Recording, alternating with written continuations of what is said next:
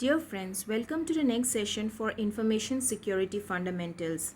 So in today's session, we will be looking at the various host hardening techniques and we will also understand what is the concept of host hardening.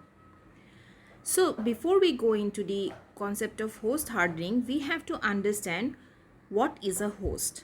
So a host is any device which has an IP address. It might be your system, any type of mobile devices, mobile phones, tablets, servers, everything which would be including an IP address.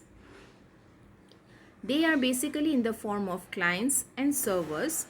Servers which are remote machines from which we derive certain services, and clients includes mobile phones, routers, switches and firewalls, etc. So now what does this host hardening mean? Host hardening means providing various means of protection to any system and prevents them from external threats. Often the protection is provided in various layers, which is also known as defense in depth. As we have already done in our previous sessions, in the OSI layer, there are different types of layers involved while designing a particular network, and each of these layers are vulnerable to various types of threats. So these threats would be taken care of in host hardening, where different types of preventive measures are introduced. Different types of securities are used in each level, and we can easily determine that a hardened system is way more secure as it has defense in depth and protection in many levels.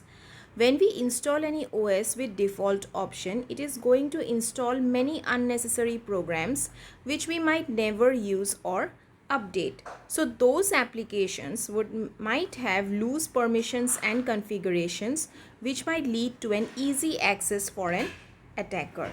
These types of vulnerabilities will create a large attack surface vector.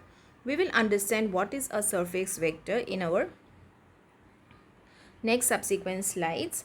However, we have to understand that whenever we are downloading or whenever we are installing any package in our system, along with the required package, a lot of accessory based packages also gets downloaded which are not extremely useful for us in the long run.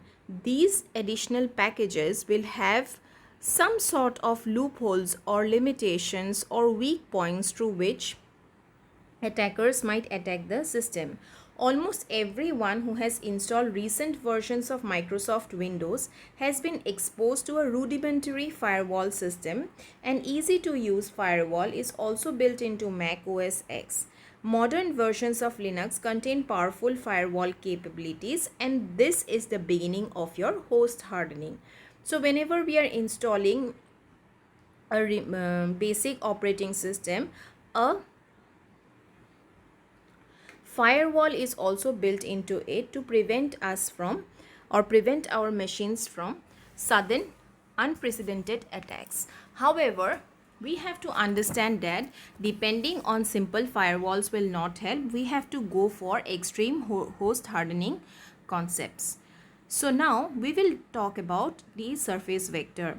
So surface vector in computer security terms is a method in which malicious code such as virus grows itself and infect a computer. Now whenever a virus gets into the computer, it does not sit in the folder or sit in the same location that it has got downloaded. It will try to multiply itself like real-time scenario and try to infect all the files that are there in the system.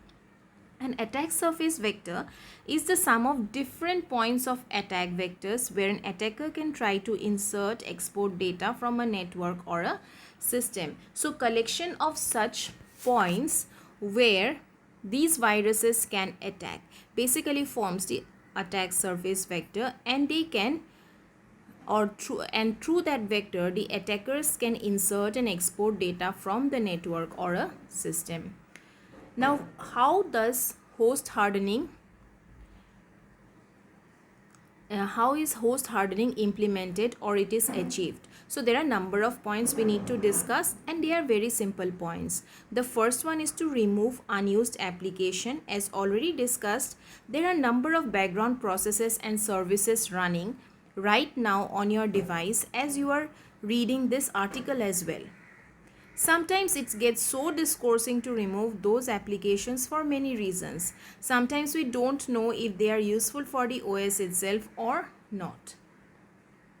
So you have to understand that whenever you simply even open a web page, several other background applications start running on their own. Several installations do not require any user applications, and so we can remove these applications from the server. Keeping these applications would mean that we are putting our system making our system more vulnerable towards these attacks. It is a good idea to use console only installations or installations from the command prompt, because it will become easier for us to identify exactly which package we need for our system, and if any such additional packages are getting downloaded on its own. Also, eliminating unnecessary accounts and privileges through IT infrastructure would be helpful. The next is regular patching of the system. Almost every application vendors and operating system vendors, they releases patches once in a few weeks as they discover new bugs in the software. So these patches are basically small applications which will allow us to take care of the various threats, new threats which are coming up in the market. So human writes software code, and we all know that we make mistakes. So the software is not completely out of threat, and it is a really good practice to update the system whenever the updates are available, because updating also comes with a lot of firewall systems which will be incorporated with the update. And these patches are also are also provided with these updates for different types of bugs and vulnerabilities. The third important point is updating the antivirus or anti-spyware definitions installed. Now, if the organization is very big, it is difficult to spend time on updates every week or even every month. So we have to understand that even though it is time consuming, if we keep the system up to date, manual updates can also be replaced with turning on the automatic updates. So for larger organizations, we can simply keep our updates automatically on. However, for smaller organizations, manual updation can also be an option. The main point is we have to continuously update our antivirus or anti-spyware definitions whenever it is required, as well as from time to time, that is on a periodical manner, for any type of patches to be incorporated.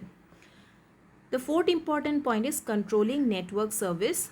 The services which can be accessed over network and who are accessing it, it needs to be checked, and this will give us a good idea of the users and their regular use of apps and services. An alert needs to be created when any user tries to access restricted service for multiple time. Now it might be so that there might be several types of websites which actually do not provide a safe access. So those websites needs to be blocked immediately, and any type of user, if it is he or she is trying to access those websites multiple number of times, then an issue or an alert should be raised so that the administrator gets a heads up or a information regarding that there has been a attempt of unrestricted access to a different type of website or to a particular location. So then we can take the necessary steps. Then remote services needs to be disabled. So in Windows, remote desktop, terminal services, remote registry, and Unix, and in Unix like rlogin, RSH, telnet, etc. So they are remote services, and these needs to be disabled when it is not in use. In older encrypted remote services, eavesdropping attacks creates a major issue. If remote login needs to be used, then RDP and SSH needs to be used. they are encrypted options for remote login. So whatever remote login or remote desktops or terminal services we are using, we have to use it within our knowledge, and even then we have to be extremely careful for the eavesdropping attacks that might be there. If at all we need to use remote login for longer period of time or through some other means, then we have to use a secure layer or a secure application along with the remote desktop so that it can be used easily.